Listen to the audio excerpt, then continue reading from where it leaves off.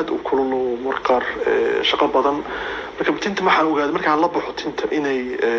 kuleelka iyo maartay iga dugsi iga noqonayso marka maalin baa anoo ka imid safar baan gabar shaqo markaan ugu soo birtay waxay tani maxaa timaa ula baxay qas waxaan ku yiri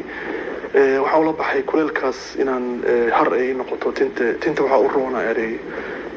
kuleelka markaas waxay iga ahayd tijaabo aan laftiga fikradaas tiiri ahaan oo islaakuuni ma aan haysan marka waxay u teeday wallahi aniga hooyaday carruurta walaalahay aniga iga yar bay marka kuleelka gaartintay la baxdaa marka saasaan kugu taageersanaa fikradaas marka waxaan ku yiri wallahi hooyada qof caqli badan ay ahayd hadayba iyadoo dumar ay gaartay inta maartay tahay difaac iyo maartay har saasa markuu bilaabatay tinta hadda waxaan wadaa muddo 10 sano ku dhawaada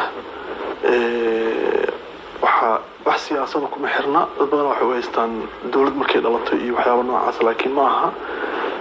wax siyaasada kuma xirna ana ka helay hadda laakiin 6 sano u dambeysay wax ma qasama saarin macnaha ka wada xabadtina kama jarin timahay dadka dad badan macnaha qof akhyaar kuma arkayaan oo marka qaar waa ka adigii macnaha ka doodayaan way dhaqankeeni waay qaar waxay ku leeyihiin waa dhaqan celis cunsurida ugu badneed aan kala kulmo waxay ahayd mar askar iska ka xiratay oo maartay ay la galeen meel markaan iray dad baan la hadlay dadkii baa waxay yiraahdeen oo ninkan akhyaar waa maxaa ka rabtaan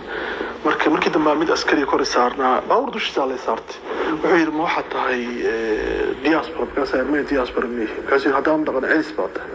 markaas anigu dhaqan celis dhaqan celis da'deeda konton jir dhaqan celis ma jiree maxaa igu xirteen labadaba dambi maaha diaspora dambi maaha dhaqan celisna dambi maaha bal dambiga ugu xirteen ii sheeg markii dambe iska tagay dhaheen anigu rabin la doodaba ninkii ila socday ila hadlay waxay yiraahdeen ninkan iska daaxwa la doodinaysa dad waxaas garanaya maaha marka dabcan cunsuriyadu waa kala kulmaado badan magaalada iska keedhiba ama si xun ila hadla ama dumarka ugu badan oo wadada iska maray markay ku arkaan waxa arkay ayuu cararay ama gabar gurigeeda hor fadhido si nabad u fadhiday marka guriga agmartay waxa arkay ayuu carartay guriga gudaha gashay xaladana ugu dambeysay meel halkaas ka soo baxay maqaayad baabuurkii oo socdo waxaan baabuurkii oo socdaa baan in maartay aad ku socday marka sida dadka waalan ay u waalaan oo uga cararaan baan la iga carraa marka waa iskala qabsado waxaas ciyaalku ay cararaan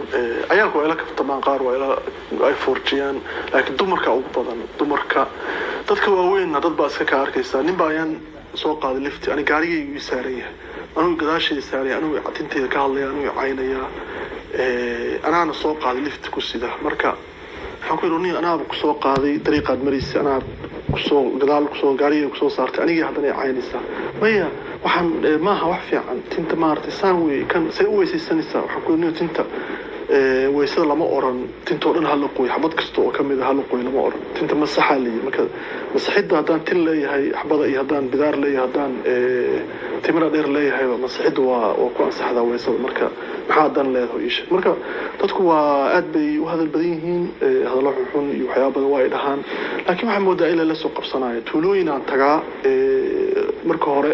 maanta u horeyso waxay ku malaynayaan qof waa laakiin marka dambe ku arkaan qof labisan akhyaar oo caadadka isku dhex jira way ku aqbalayaan laakiin waa dabcan waa la kulma arrimo badan يعني سوى يبحي عنها وحياة يبحي حكمدا رامولا كوا يرهدا كوا تيموينه كوا مقعيا اسكبدين تماحسوا على الحريرة لكن أنا وحي كفتنا أنا نفتي ودتكو كفتك بدن بانهاي وحي كفتنا وأوروليا وقصلة وشكوينة لكن وحي مقعيا واستوبيد وضغني معه طبعا ما كفل عليا لكن وحياة كلا وسكفتنك وقصلك وأنا نفتي يقصل السيا باجرة waxyaabo la iga xanaajiyay waa jiraan marka waxyaabo ay u qoslaysiiyo runtii waa badan yihiin waa ururiya mobilkayga ku ururiya maalin kasta sheekaylo kula qosala marka ku qosalka badan waxa kamid ah koob maalinta u horeysay oo masaajid salaad tukanay maqrib ku jirna baanin wuxuu yirniyo ninka madaxweynaha ku kacsanaan jirtay inay haduu dhacay sootinta jirimeys kaas ku ninaan tinteeda haday ku xiran tahay niman Soomaali oo isbedelaya oo dawlad fiican aan ka helo ka rajeeyo haday ku xiran tahay baan yiri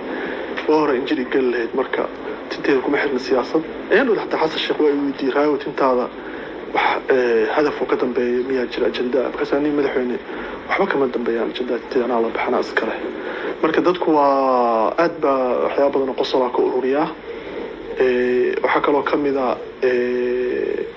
maalin ba nin aan saaxiibnahay safar gaari soo waran gaarigiisa gadaal saarnaa marka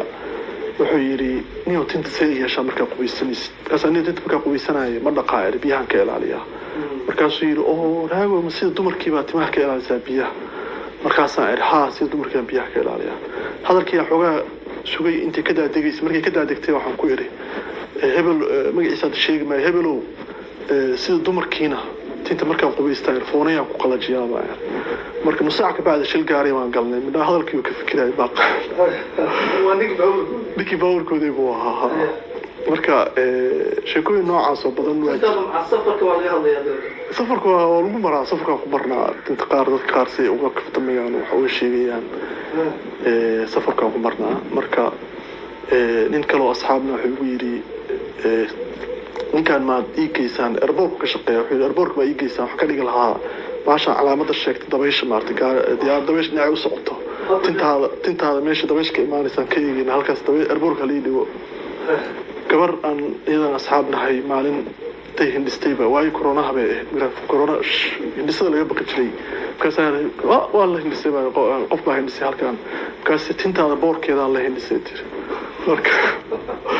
marka waxyaabo badan oo noocaas oo qosol ah baan la kulmaa maalin kasta waa ururiyaa anigana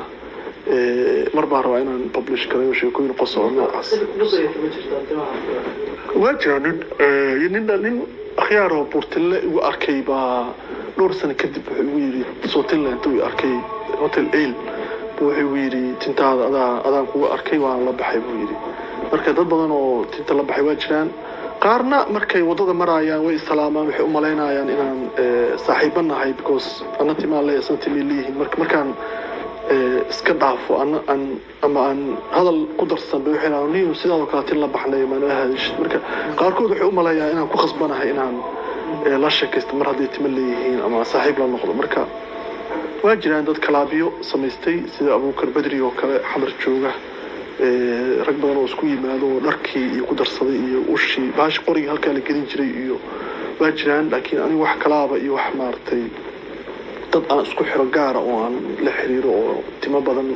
intii la bixin aan saaxiib la noqdo ma jiraan anigu baa la baxay wax hadaf oo kale oo caafimaadkayga waxa ogaaday tinta inay u run tahay bidaarta waxa ogaaday inay tinta dhaqaalayso tinta is ilaaliso sida jangalkii oo kale istifaacdo marka wax siyaasado kale iyo waxyaabo kale oo ka dambeeya arrimo kale ma jiraan marka sheekooyinkaas qosolka aan hadda maanta bilaabo dhamaan maayaan dadka way la yaabaan 6 sano marka ay raado miis intaas dhaafin bay yiraahdaan laakiin meelo badan tinta waxaan ka akhriyay tinta tirada go'daha tirada soo baxday is leeyihiin inay sabidaar iimaaneen marka aniga u maleemaa inay saa u dhaafayaan sababta maalin kasta tinba go'daha in la egno soo baxda marka saas bay ku socdaan mooyaane wax si dheeraanayo oo meel fog gaaraya u maleemaa inay jiraan doona yiraahdo ma tinta ma xirtid oo dabtid oo waxyaabo noocaas ah marka waxaan ku yiraahdaa tinteeda sidaan ku nabadgeli waaye daan